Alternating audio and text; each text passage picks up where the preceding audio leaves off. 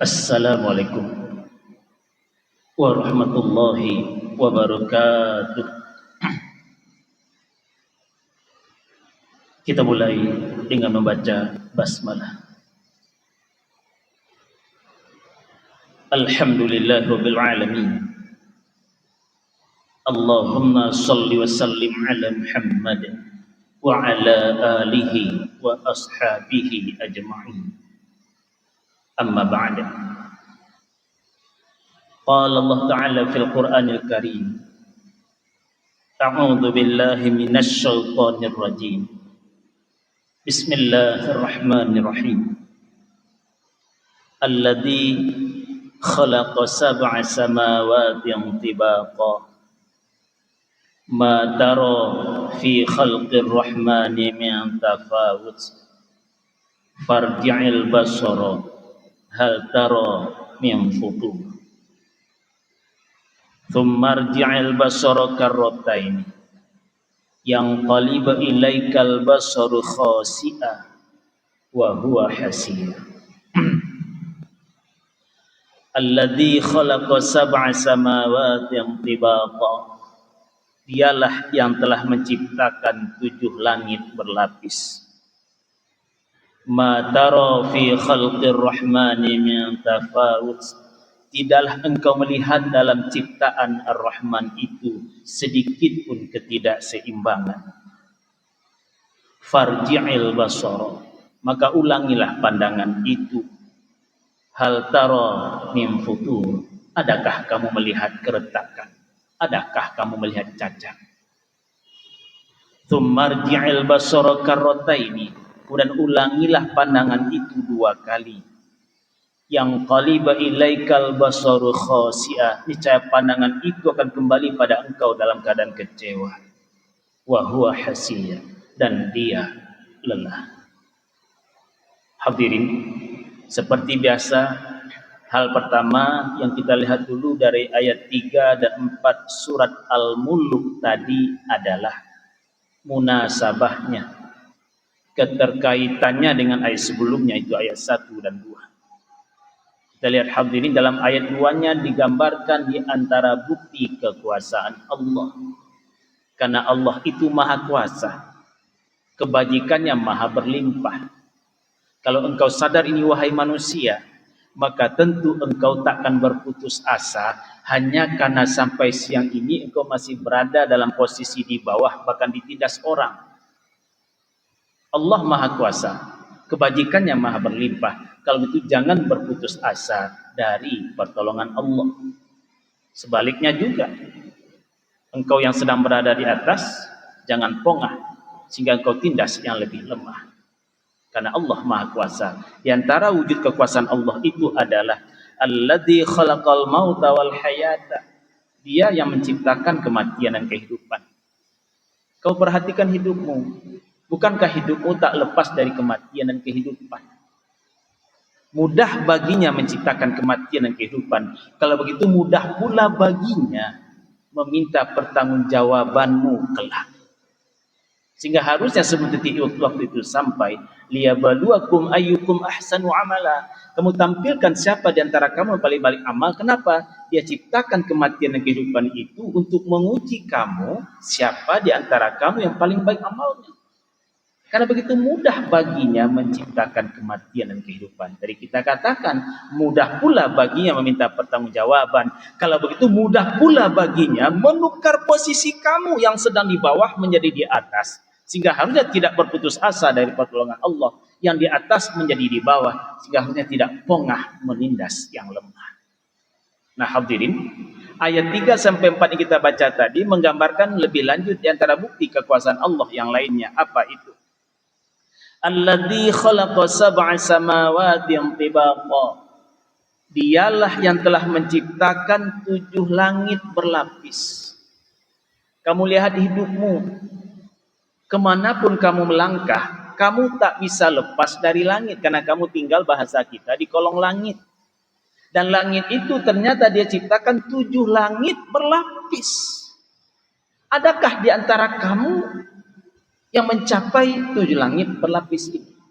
Kita paham hanya satu manusia yang bisa seperti itu mencapainya, Nabi Muhammad SAW melalui peristiwa Isra Mi'raj. Kamu bagaimana wahai manusia? Sehingga patutkah kamu pongah? Hidup kamu saja tak bisa lepas dari langit.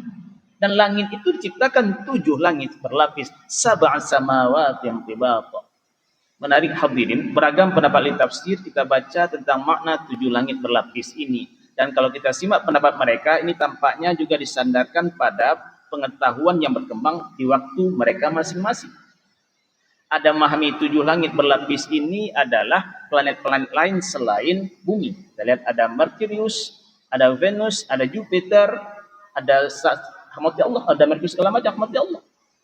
Ada pula memahami 7 langit berlapis ini, memang langit itu diciptakan 7 berlapis rahmati Allah.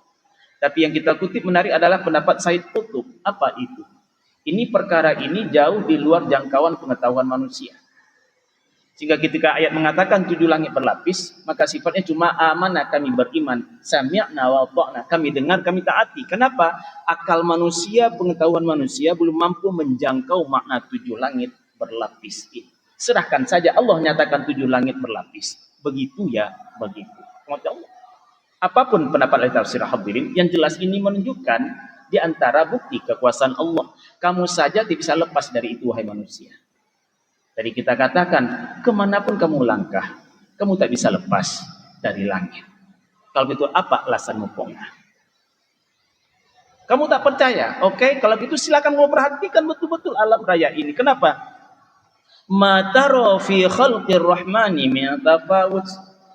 Kalau kamu perhatikan alam raya ini termasuk langit tadi, tidak kamu dapati, tidak kamu lihat dalam ciptaan Ar-Rahman ini sedikit pun ketidakseimbangan. Semua diciptakan seimbang.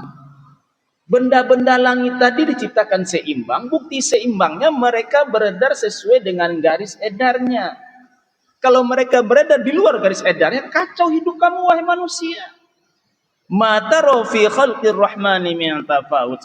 Tidaklah kamu lihat dalam ciptaan Ar-Rahman ini sedikit pun ketidakseimbangan. Semua diciptakan seimbang sehingga hidup kamu nyaman. Takkah kamu rasakan ini?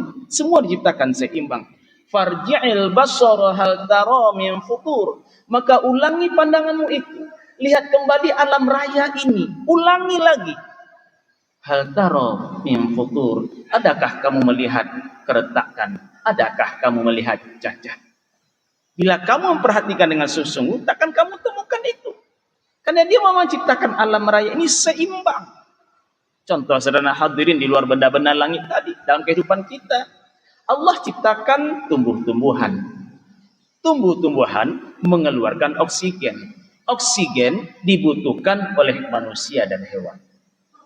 Allah ciptakan manusia dan hewan. Manusia dan hewan mengeluarkan karbon dioksida. Karbon dioksida dibutuhkan oleh tumbuh-tumbuhan. Seimbang jadinya. Sehingga kalau manusia itu rakus serakah, dia babat semua tumbuh-tumbuhan, dia babat pohon-pohon, dia babat hutan, dia membuat hidupnya sendiri tidak seimbang. Karena manusia dan hewan butuh tumbuh-tumbuhan. Tumbuh-tumbuhan butuh manusia dan hewan. Itu baru seimbang. Hal taro min futur. Kamu tak juga percaya kalau itu thumarji'il basara karrataini. Kemudian ulangi lagi pandanganmu itu 2 kali. Atau berkali-kali. Lihat kembali. Kerahkan pandanganmu, kerahkan perhatianmu, pengamatanmu pada alam raya ini. Silahkan dicari oleh pandanganmu mana yang cacat dalam ciptaan alam raya ini. Yang qaliba ilaikal basur khasi'ah. Kalau pandanganmu berusaha mencari celah, mencari titik retak cacat dalam ciptaan alam raya ini, niscaya pandangan itu akan kembali kepadamu dalam keadaan kecewa. Kenapa? Tidak akan mendapatkan cacat, tidak mendapatkan yang dia cari. Kalau pandangan itu mencari yang cacat dalam ciptaan alam raya, niscaya pandangan itu akan kembali padamu dalam keadaan kecewa. Wa huwa hasir. Dan dia lelah pandangan itu mencari. Rahmat Allah, menarik perhatian kita ayat 3 dan 4 ini mendorong manusia berulang amati. Hal taro fi khalqir rahman, ma taro fi khalqir rahmani min tafawut. Tidak kamu lihat sedikit pun ketidakseimbangan dalam ciptaan Ar-Rahman. Yang kedua, tsummarji'il basara, kemudian farji'il basara. Rahmati Allah. Ulangi pandangan itu. Yang ketiga, tsummarji'il basar. Kemudian ulangi lagi. Disuruh mengulang. Kamu ingin membuktikan ada cacat, ulang. Rahmati Allah. Kamu tak akan mendapatkan itu. Karena semua diciptakan seimbang. Begitu kuasanya Allah. Hidup kamu tak bisa lepas dari alam raya ini. Alam raya ini diciptakan seimbang oleh Allah tanpa cacat, tanpa sedikit pun keretakan. Kalau begitu membuat hidup kamu nyaman. Bila hidup kamu nyaman karena alam diciptakan seimbang. Lalu mengapa kamu tak malu-malu membuat ketidakseimbangan? Sehingga hidupmu, bahkan hidup orang lain menjadi tidak nyaman. Tadi kita katakan manusia dan hewan butuh tumbuh-tumbuhan, tumbuh-tumbuhan butuh manusia dan hewan. Mengapa kamu wahai manusia membuat hidupmu tidak nyaman sehingga tadi pohon-pohon, tumbuh-tumbuhan kamu babat habis. Membuat tidak seimbang, akibatnya longsor, banjir segala macam. Kamu yang bermasalah wahai manusia, bukan ciptaan Allah yang bermasalah, bukan alam yang bermasalah, kamu yang bermasalah. Mengapa kamu tak malu-malunya membuat hidup ini tidak seimbang? Kita ambil contoh lain, hadirin. Mengapa kamu tega-teganya membuat hidup tidak seimbang? Padahal alam diciptakan Allah seimbang. Begitu tidak seimbangnya perbuatan kamu, sehingga kamu tidak nyaman. Mentang-mentang kamu punya modal besar, lalu kamu lakukan ihtikar. Hadirin, Nabi mengingatkan la yahtakiru illa khati, hadis riwayat Imam Muslim. Tidaklah melakukan ihtikar kecuali hanya orang-orang yang salah. Apa itu ihtikar, hadirin? Ihtikar ini secara sederhana penimbunan kebutuhan pokok orang banyak. Barang dibeli, ditimbun, tujuannya merusak harga pasar. Karena kalau barang langka, permintaan tinggi, tentu harga akan naik. Harga naik, saat itulah dia lepas barang itu. Ini namanya ihtikar. Kemudian Allah, la yahtakiru illa khati, tidaklah melakukan ihtikar kecuali hanya orang yang salah. Mentang-mentang punya modal besar, dia lakukan ini. Dia timbun kebutuhan pokok orang banyak sehingga orang menjadi susah. Kamu yang membuat hidup tidak seimbang. Hadirin, ulama-ulama klasik memahami yang dilarang timbun ini dulu adalah makanan pokok. Tapi ulama-ulama kontemporer sekarang memahami tidak hanya makanan pokok, apapun kebutuhan pokok orang banyak, termasuk gas. Gas ditimbun. Berakibat gas menjadi langka di pasar. Gas langka, harga naik. Siapa di antara merasakan efeknya? Pedagang pisang goreng. Ini di antara merasakan efeknya langsung ini. Bagaimana mereka akan menyusun langkah dalam jualan pisang goreng? Mati Allah. Tidak main-main urusan ini. Makanya la yahtakiru illa khati. Ihtikar itu membuat hidup tidak seimbang. Maka dilarang keras dalam Islam. Mati Allah. Mengapa kamu tak malu-malu membuat hidup ini tidak seimbang sehingga diri kamu, diri orang lain tidak nyaman? Padahal kematian dan kehidupan saja diciptakan oleh Allah agar seimbang. Hadirin, kalaulah tidak ada kematian sejak masa Nabi Adam alaihissalam, terbayang oleh kita betapa sulit tinggal di bumi ini. Justru Allah ciptakan kematian dan kehidupan agar seimbang. Tapi kamu tidak malu membuatnya menjadi tidak seimbang sehingga kacau, tidak nyaman hidupmu. Bahkan dalam berumah tangga saja kamu mengapa tidak seimbang? Suami, mengapa kamu tak malu buat hidup tidak seimbang? Padahal kamu ada hak, ada kewajiban. Hak suami itu diantaranya ditaati oleh anak istri. Ini hak suami, ini hak ayah. Selama sang suami, sang ayah tidak menyuruh bermaksiat pada Allah. La ta'ata fi maksiatillah. Tidak ada ketaatan bermaksiat pada Allah. Itu hak suami. Tapi engkau suami, engkau hai ayah, engkau mesti seimbang. Ada hak, ada kewajiban engkau. Apa kewajiban ayah? Kewajiban paling dasar, qu anfusakum wa ahlikum naro. Menjaga dirinya, menjaga keluarganya dari siksa api neraka. Ini kewajiban dasar ayah.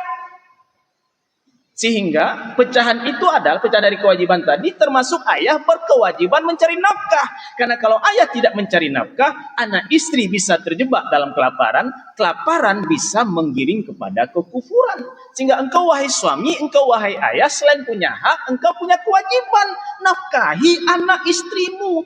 Jangan sampai terbalik, justru istri yang tunggang langgang menafkahi anak dan suami. Ini membuat rumah tangga tidak seimbang. Jangan heran kapal akan karam. Engkau wahai istri, mengapa engkau buat hidup ini tidak seimbang? Engkau punya hak. Hak istri itu diantaranya dilindungi oleh suami. Itu hak istri. Tapi ada kewajiban istri. Tadi terbalik, sebaliknya hal kewajiban istri taat pada suami. Bahkan Rasul mengingatkan, "Lau kuntu amiran ahadan ay yasjuda li ahadin." Kalaulah boleh kusuruh seseorang untuk sujud pada orang lain, la amartun nisa, pasti kusuruh para istri antas judali azwajihin, untuk sujud pada suami mereka. Ini kewajiban istri. Lalu mengapa engkau istri membuat rumah tangga tidak seimbang? Suaramu kok lebih keras dari suara suamimu? Malah kamu tak malu membentak suami hanya karena menurut kamu gajimu lebih besar dari gaji suami. Kapal akan karam kalau tidak seimbang. Pemerintah, penguasa, pemimpin, engkau punya hak. Hak mereka adalah ditaati oleh rakyat selama tidak bermaksiat pada Allah. Tapi engkau wahai pemimpin, engkau punya kewajiban. Kewajiban engkau itu berusaha keras memakmurkan rakyat semuanya, bukan memakmurkan segelintir orang melalui program-program yang benar secara hukum, tapi hanya memperkaya segelintir orang. Jangan wahai yang memimpin, jangan. Mati Allah, kalau tidak seimbang, kapal karam. Mati Allah, tajam pesan ayat ini. Kamu manusia tak bisa lepas dari kolong langit, tak bisa lepas dari alam raya. Alam ini diciptakan oleh Ar-Rahman secara seimbang agar hidup kamu nyaman. Tapi mengapa kamu membuat tidak seimbang sehingga bahkan hidupmu, hidup orang lain menjadi tidak nyaman? Mentang-mentang punya modal besar, kamu lakukan ihtikar, tunggu saja, mudah bagi Allah membalikkan keadaan. Bagaimana selanjutnya? Semoga Allah izinkan kita melanjutkan pembicaraannya. Astaghfirullahaladzim. Wassalamualaikum warahmatullahi wabarakatuh.